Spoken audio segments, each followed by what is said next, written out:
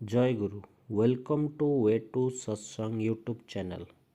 ଆଜି ଆମେ କଥା ହେବା ଶ୍ରୀ ଶ୍ରୀ ବଡ଼ଦାଙ୍କର ନାମଧ୍ୟାନ ସମ୍ବନ୍ଧରେ କିଛି କଥା। 6:25 ସତ୍ୟାନୁସରଣ ପାଠ ଆରମ୍ଭ ହେଲା। ନାମ ମଣିଷକୁ ତୀକ୍ଷ୍ଣ କରେ, ଆଉ ଧ୍ୟାନ ମଣିଷକୁ ସ୍ଥିର ଓ ଗ୍ରହଣକ୍ଷମ କରେ। ବିଭିନ୍ନ ଭାଷାରେ ପାଠ ହେବା ପରେ ଶ୍ରୀ ଶ୍ରୀ ବଡ଼ଦା ସତୀଶ ଭାଇଙ୍କୁ ଆଲୋଚନା କରିବାକୁ ଆଦେଶ ଦେଲେ। ସତୀଶ ଭାଇ ବାଣୀଟି ଥରେ ପାଠ କରି କହିଲେ, ନାମ କଲେ ମଣିଷର ବୁଦ୍ଧି ତୀକ୍ଷ୍ଣ ହୁଏ, ଆଉ ବୁଦ୍ଧି ତୀକ୍ଷ୍ଣ ହେଲେ ସବୁ ଜିନିଷ ସେ ସହଜରେ ଧରିପାରେ, ସହଜରେ ବୋଧଗମ୍ୟ ହୁଏ ତା ନିକଟରେ। ଶ୍ରୀ ଶ୍ରୀ ବଡ଼ଦା କହିଲେ, ଅସ୍ତ୍ର ଯେପରି ଧାରୁଆ ହେଲେ ତା ଦ୍ୱାରା ସହଜରେ କଟାଯାଏ, ସେହିପରି ଯେଉଁମାନେ ନାମ କରନ୍ତି ସେମାନେ ସହଜରେ ସମସ୍ୟାର ସମାଧାନ କରିପାରନ୍ତି। ନାମ ଓ ଧ୍ୟାନ ଏକ ସଙ୍ଗେ ଚାଲେ। ନାମ କଲେ ଧ୍ୟାନ ବି ହୁଏ। ନାମ କ'ଣ?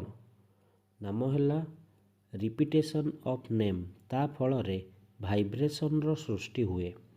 ତା ଦ୍ୱାରା ବ୍ରେନ୍ ସେଲ୍ ଗୁଡ଼ିକ ସତେଜ ହୁଏ। ମଦନ ଭାଇ କହିଲେ, ନାମ ଇଟସେଲ୍ଫ ଗୋଟିଏ ଏନର୍ଜି, ମାନେ ନାମ ନିଜେ ହିଁ ଶକ୍ତି। ଶ୍ରୀ ଶ୍ରୀ ବଡ଼ଦା କହିଲେ, ଶରୀର ଡେଭଲପ୍ କରିବାକୁ ହେଲେ ଯେପରି ବ୍ୟାୟାମ କରିବା ଦରକାର ହୁଏ, ସେହିପରି ବ୍ରେନ୍ ଡେଭଲପ୍ କରିବାକୁ ହେଲେ ନାମ କରିବାକୁ ହୁଏ। ଠାକୁରଙ୍କ ପ୍ରତି ଭଲ ପାଇବା ଥିଲେ ହିଁ ସବୁ ହେଇପାରେ। ଯିଏ ଠାକୁରଙ୍କୁ ଖୁବ୍ ଭଲ ପାଏ ତାର ବ୍ରେନ୍ ଖୁବ୍ ତୀକ୍ଷ୍ଣ ହୁଏ। କାହିଁକି ହୁଏ? ଶ୍ରୀ ଶ୍ରୀ ପିତୃଦେବ ସତୀଶ ଭାଇଙ୍କୁ ପ୍ରଶ୍ନ କଲେ। ସତୀଶ ଭାଇ କହିଲେ, ତାର ସବୁ ହିଁ ଇଷ୍ଟାର୍ଥେ ନିୟୋଜିତ। ଶ୍ରୀ ଶ୍ରୀ ବଡ଼ଦା କହିଲେ, ଯିଏ ଈଶ୍ୱର କୋଟି ବା ଭକ୍ତ, ରିପିଟେସନ୍ ଅଫ୍ ନେମ୍ ତାଙ୍କ ପାଇଁ ଚିନ୍ତା, ତାଙ୍କ ପାଇଁ କରିବା ତାହାର ସ୍ପୋଣ୍ଟାନିୟସ୍। ଏଇ ଭାବେ ଚାଲିବା ଫଳରେ ହିଁ ସ୍ୱଭାବତଃ ତାର ବ୍ରେନ୍ ଡେଭଲପ୍ଡ ହୁଏ। ପୁଣି ନିଷ୍ଠା ସହକାରେ ନାମ ଅଭ୍ୟାସ କଲେ ବି ଅନୁରାଗ ଆସେ। ଯେତେବେଳେ ଭଲ ଲାଗିଯାଏ ସେତେବେଳେ ଆଉ ଛାଡ଼ିପାରେ ନା। ଯାହାର ନିଷ୍ଠା ନାହିଁ ସେ ଦେଖେ ଅନେକ ଦିନୁ କରୁଛି ଅଥଚ କିଛି ବି ହେଲାନି।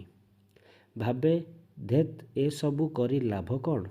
ଅବିଶ୍ୱାସ ଆସେ। ନିଜ ମନେ ମନେ ସେ ସବୁ ଛାଡ଼ିଦେବା କଥା ଭାବୁଥାଏ। ଆଉ ଧ୍ୟାନ ସ୍ଥିର ଓ ଗ୍ରହଣକ୍ଷମ କରେ। ଜଣେ ସ୍ଥିର, ତାର ଗ୍ରହଣକ୍ଷମତା ବେଶୀ ବୋଲି କେମିତି ବୁଝାଯିବ?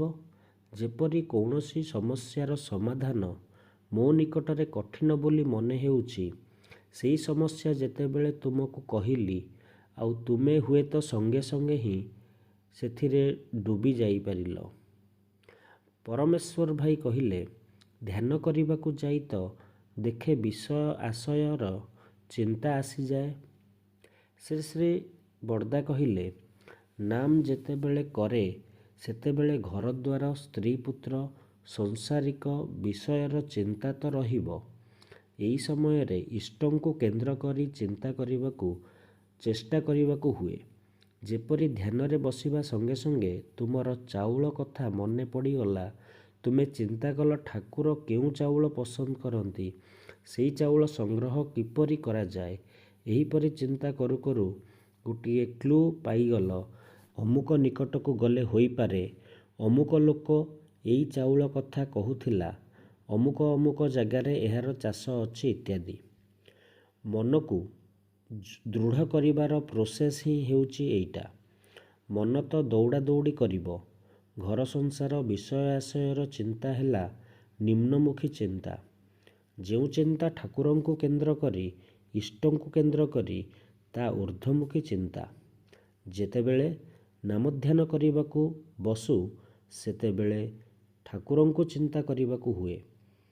ଅକାରଣ 5 ଘଣ୍ଟା 10 ଘଣ୍ଟା ନାନା ପ୍ରକାରର ଚିନ୍ତା କରିବାଟା ଖରାପ। ବହୁ କ୍ଷଣ ଧରି ବସିଛି ଅଥଚ ମାତ୍ର 1 ମିନିଟ୍ ଠାକୁରଙ୍କ ଚିନ୍ତା କରିଛି, ବାକି ସବୁ ଆଜେ ବାଜେ ଚିନ୍ତା କରିଛି, ତାହା ଖରାପ। ତେବେ ରୋଜ ଅଭ୍ୟାସ କରିବାକୁ ହୁଏ। 1 ମିନିଟ୍ 2 ମିନିଟ୍ ଅଭ୍ୟାସ କରୁ କରୁ ମନ ସ୍ଥିର ହୋଇଯାଏ। ଏହା ଥିଲା ଶ୍ରୀ ଶ୍ରୀ ବଡ଼ଦାଙ୍କର ନାମଧ୍ୟାନ ସମ୍ବନ୍ଧରେ ମନ୍ତବ୍ୟ। ଆଶା କରେ ଆଲୋଚନାଟି ଭଲ ଲାଗିଥିବ ଆପଣମାନଙ୍କୁ। ଚ୍ୟାନେଲକୁ ସବସ୍କ୍ରାଇବ୍ କରନ୍ତୁ ଏବଂ ଭିଡ଼ିଓକୁ ଅନ୍ୟମାନଙ୍କ ସହିତ ସେୟାର କରନ୍ତୁ। ଆଜି ପାଇଁ ଏତିକିରେ ରହିଲି। ଜୟ ଗୁରୁ।